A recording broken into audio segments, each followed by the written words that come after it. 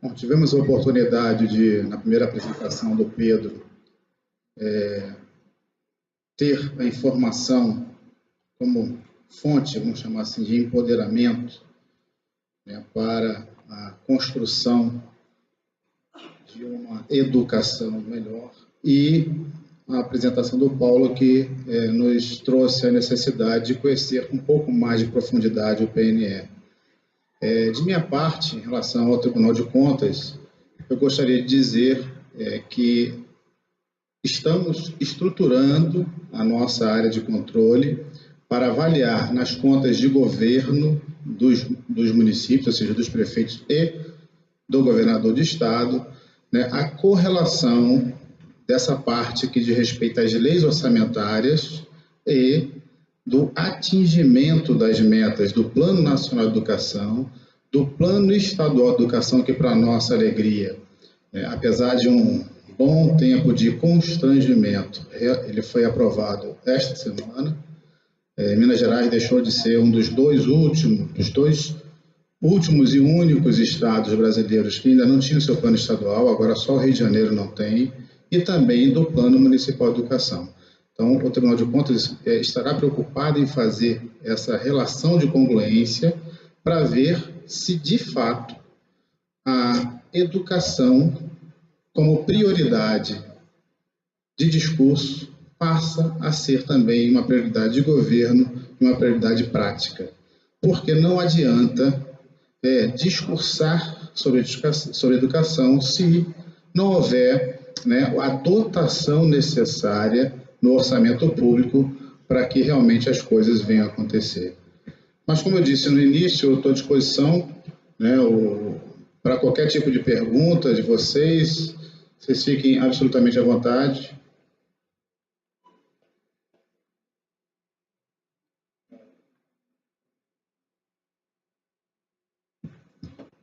Pois, doutor Cláudio, eu gostaria, né, o Edson, prefeito de Ubá, nós conversamos no início, então, tudo que nós ouvimos aqui é extremamente importante para os municípios.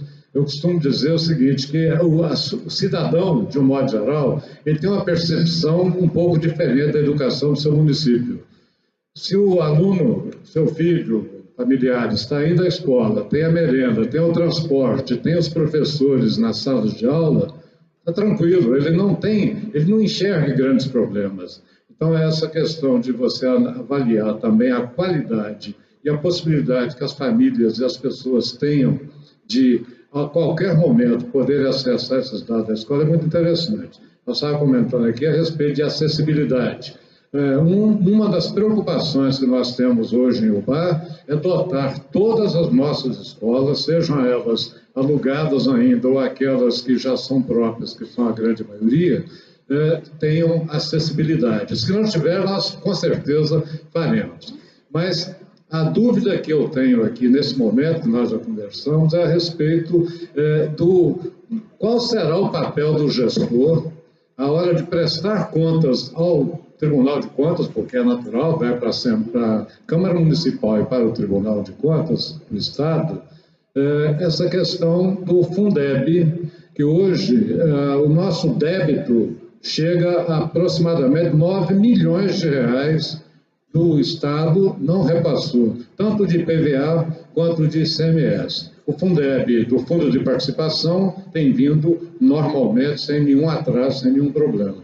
Agora, nós estamos buscando recursos de outras fontes para pagamento de professores e despesas obrigatórias que o Fundeb deveria estar cobrindo. Como que nós ficaremos se não tivermos, e eu duvido que tenha, vou deixando claro aqui, o ressarcimento ainda dentro do exercício de 2018? Tem mais algum prefeito aqui? Secretários, eu já sei. Prefeitos? Ótimo. Secretário eu já sei que tem bastante. Aí peço até aos secretários que passem, de alguma forma, essas informações aos prefeitos. O Tribunal de Contas está preocupado com essa situação. Eu não agiria de forma diferente se eu fosse prefeito, tá certo? E não tivesse recebido parcelas que são devidas ao Fundeb, né, uma vez que essas parcelas são necessárias, por exemplo, para o pagamento dos salários dos professores. Especialmente se eu tenho em outras fontes de recursos, como, por exemplo, a fonte 100, né, ou recursos próprios, condições de aportar no Fundeb, naquele fundo específico, valores para pagar em dia esses salários.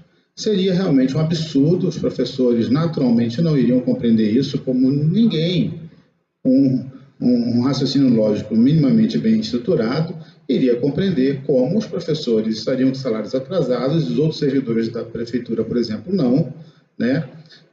Uma vez que há recursos da prefeitura para pagar, pelo menos, esses salários. É óbvio que o prefeito poderia, numa singeleza, né, vamos dizer assim, formal e insensível, dizer: eu não pago porque o Estado não me pagou. Mas isso seria de uma perversidade tamanha, que não faz sentido algum. Por outro lado, sabemos que essa tramitação de recursos entre as contas, essa conversa é muito técnica, mas é importante que seja esclarecida, que essa tramitação de recursos entre as contas, ela é restrita pela lei. Restrita pela lei. Por outro lado, para quem também gosta da área de direito, nós sabemos que ninguém pode ser responsabilizado por aquilo que não deu causa, ok? Então, se não foi o prefeito que deu causa, né, a estruturação, a questão do aporte de recursos necessários ao Fundeb para pagar os professores, e sim o Estado que não repassou a tempo e modo, não faz sentido algum nós responsabilizarmos os prefeitos por isso, né, os secretários. Então, eu especialmente já me reuni diversas vezes com diversos prefeitos, com os presidentes das associações, da MM, diversas outras associações regionais, né, orientando exatamente sobre isso. O que eu tenho feito, chamado a atenção? Para que, além da alimentação natural normal do SICOM, que é o sistema, né, de prestação de contas eletrônica para o Tribunal de Contas, sejam encaminhados também, e há espaço para isso, as chamadas notas técnicas de contabilidade, perdão, as notas explicativas de contabilidade, de tal maneira que fique ali consignado a razão dessa tramitação de recursos, de tal maneira que, para cada caso concreto, nós iremos avaliar, e aqui eu tenho absoluta certeza que os demais conselheiros que compõem o tribunal terão o bom senso de não punir, porque não faz nenhum sentido punir os prefeitos municipais diante de uma resolução emergencial, e diga-se de passagem, muito bem pensada, razoável, tá certo, para não deixar os professores numa situação crítica, com salários em atrasos. Então, assim, o que eu posso dizer é isso. Realmente, e peço aos secretários presentes que transmitam essas informações aos seus respectivos prefeitos, né, para que eles também tenham, vamos dizer assim, um mínimo de calma no enfrentamento dessa situação excepcional, pela qual, né, todos os municípios mineiros estão passando.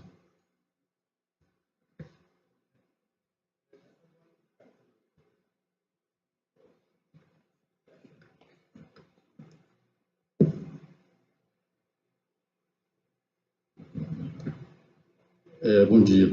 Meu nome é Marcelo Paiva, sou controlador da Prefeitura de Ubá. Essa nota explicativa que o senhor mencionou, ela é na prestação de conta anual, do SICOM PCA anual, que temos que encaminhar. Isso, no fechamento. A gente manda todos os relatórios via SICOM e anexa a nota explicativa falando do Fundeb. Isso, ou do Fundeb ou de qualquer outra situação. Que ocorreu. Isso, por exemplo, é possível também, em função dos atrasos, né, ou da retenção indevida dos valores que são cota parte do município de PVA e ICMS, tá, que haja alguma flutuação, né, pela receita estimada e aquela que é efetivamente arrecadada, em função, por exemplo, de índices relacionados à despesa com o pessoal. É óbvio, se minha receita cai e eu mantenho, ainda que sem dar aumento, eu mantenho meu gasto de receita, essa relação é uma relação matemática, professor, né? Essa relação matemática, ela vai naturalmente aumentar, não tem jeito, né? Porque se, evidentemente, a base diminui e aquilo que está sobre ela sendo calculado se mantém, a razão vai aumentar, tá certo? Então, também nessas situações é necessária uma nota explicativa. Mas nós estamos, vamos dizer assim, sensíveis a essa situação, tá? Sensíveis a essa situação. Agora, precisamos analisar cada caso. Porque, como já foi dito aqui também, pelo Pedro, né, e esse é o princípio no qual nós nos pautamos, que é o princípio da confiança, né, na expectativa de que a maioria absoluta dos gestores são pessoas que merecem a nossa confiança, que fazem ou tentam fazer uma boa gestão, e muitas vezes falta essa questão básica da informação como empoderamento, o conhecimento como empoderamento, mas há também aquela parcela mínima que, infelizmente, vamos dizer assim, pode ser classificada num outro quadro, no quadro da ilegalidade, da corrupção, e aí nós precisamos analisar isso também com a relativa cautela. Ok, muito obrigado.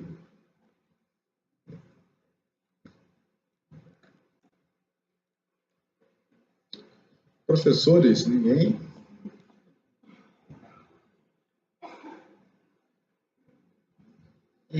Eu sou de Muriaé, eu sou técnica e secretária adjunta. E há 25 anos eu atuo na questão do controle orçamentário, financeiro da área da educação. O nosso município tem muita autonomia, entendeu? Nesse planejamento das leis orçamentárias. E quando o Paulo, né, se referiu aqui quanto ao conhecimento das leis, nesse ano passado, na elaboração do nosso PPA, a gente deixou definido para poder atender o nosso PDME, né, que é a base parametrizado todo no PNE. E no decorrer do exercício tivemos que fazer anulações, tivemos que suspender ações, né, para poder garantir o pagamento do servidor, né? E aí, quer dizer, o tribunal está desenvolvendo técnicas de controle para ver o alcance dessas metas, né? Mas aqui, como Muriaé, todos os municípios, eu acredito que tiveram que abrir mão de metas, né, que poderiam estar sendo implementadas para alcançar igual 50% até 2020, da creche, o atendimento de 50% das crianças em creche. Então, nós fizemos um levantamento e a gente teria que aumentar, né, o nosso espaço físico e tudo, e ficamos amarrados. Então, eu acho que também, na hora dessa avaliação, né, em questão para atender essas metas aí, vai ser considerado isso aí, né? Essa situação atípica, porque pela primeira vez é que eu vejo, né, essa situação do Estado confiscar as receitas constitucionais do município. Então, tivemos que rever tudo, tá certo? Entendi.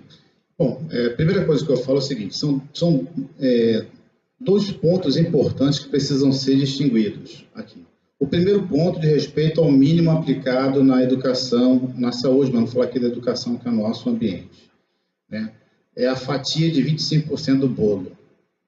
Eu costumo fazer uma analogia, como professor também que sou, e as analogias elas são muito oportunas, né, para a compreensão, da situação de um bolo. Imagina que eu tenho que fazer um bolo. Eu posso fazer um bolo de 2 quilos se eu tiver ingrediente para fazer um bolo de 2 quilos. Mas se eu tiver um ingrediente para fazer um bolo de 1 quilo, eu faço um bolo de 1 quilo. O bolo de 2 quilos vai ter um tamanho, evidentemente, maior, o dobro daquele que, em princípio, seria um bolo de 1 quilo. O que eu não posso é deixar de repassar para a educação 1/4 da fatia do bolo, seja de 2 quilos, seja de 1 quilo. Isso é um ponto indiscutível, ok? Agora, é claro que há certas metas do PNE que são projetadas no tempo e que, por exemplo, podem ter sido integradas no plano plurianual, ou seja, com um planejamento de um longo prazo, que são os 3 anos daquela gestão, mais um ano subsequente, com a expectativa de reduzir a implantação. Exemplo, se está previsto para atingir os 50% em 2020, e se aquele município tinha condições financeiras para implantar isso em 2015, ótimo, Aí, numa crise financeira, não há nenhum impedimento de que se reveja, né, essa situação da implantação, por exemplo, antecipada, para alargar esse prazo até 2020 e, claro, alocar esses recursos para outras áreas. Então, quanto a isso, também temos absoluta tranquilidade de avaliar cada caso, mas o que nos interessa nesse momento é transformar aquela velha máxima de que lugar de aluno é na escola, como diz um amigo meu, conselheiro, para lugar de aluno é no orçamento. Porque se o lugar do aluno não for no orçamento, certamente o lugar do aluno não será na escola. Então, é nesse sentido que nós iremos fazer, vamos dizer assim, um pente fino para avaliar, como eu costumo dizer, congruência entre os planos nacionais de educação, o plano estadual de educação, o plano municipal de educação com as leis orçamentárias, para ver se há essa compatibilidade. Isso é que é importante. Agora, nós sabemos que estamos mudando uma cultura de atuação. Como o Pedro falou, o Paulo falou, nós não temos aqui nenhuma pretensão, até porque, como ficou muito bem demonstrado aqui, às vezes vale a pena pagar a multa, basta fazer um raciocínio de custo-benefício de natureza econômica. Eu briguei com meu filho porque ele levou uma multa de estacionamento e descobri que ele não estava pagando lá o Zona Sul e levou a multa porque o cara passa lá uma vez a cada 2 meses. Se eu for pagar o Zona Sul todo dia, eu vou pagar muito mais. Vê o raciocínio do seu nome.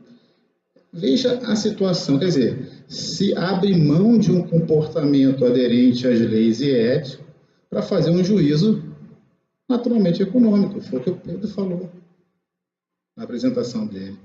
Então, é essa a nossa preocupação, de sair dessa lógica da sanção para uma lógica cooperativa.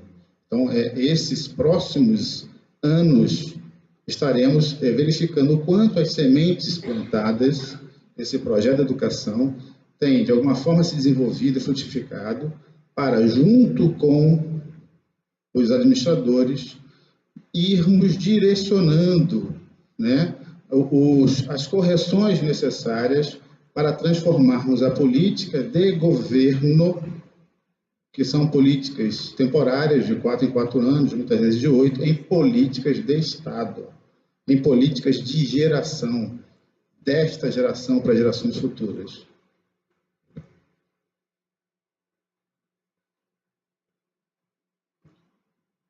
Os professores não têm interesse em fazer pergunta? Tranquilo?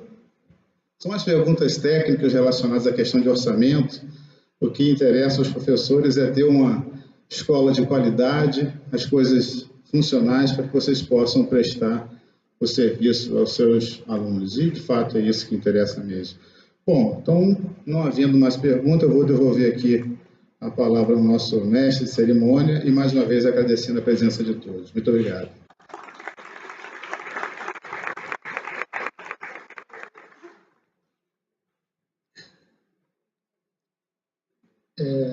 Fazer aqui alguns lembretes antes de nós anunciarmos o almoço. As apresentações dessa manhã e as apresentações que estão sendo feitas durante esse evento estarão disponíveis no site do Tribunal de Contas do Estado, naquele mesmo site onde nós todos fizemos as nossas inscrições. Tá? Então, vocês terão acesso a todo esse material. As secretárias e secretários de educação dos municípios, a gente pede o favor para procurar a Miriam do Tribunal de Contas do Estado no credenciamento quando nós retornarmos do almoço. A Miriam tem um assunto para tratar diretamente com vocês. Nós vamos fazer esse intervalo para o almoço, vamos retornar às 13h30 e nós temos 3 restaurantes próximos aqui à FAGOC, para anunciar principalmente para aquelas pessoas que são de fora, né, de Ubá e não conhecem. O restaurante Coração de Estudante, ele fica bem em frente à descida aqui da faculdade, é só atravessar a avenida. Tem o restaurante Pimenta e Sal, que é descendo e virando à esquerda, também do outro lado da avenida. E tem o restaurante Chalé, que é descendo, virando à direita, e aí é na mesma calçada aqui na avenida aqui perto da FADOC. Tá? Então, a partir de agora, nós aguardamos a todos aqui às 13h30 para o retorno do almoço.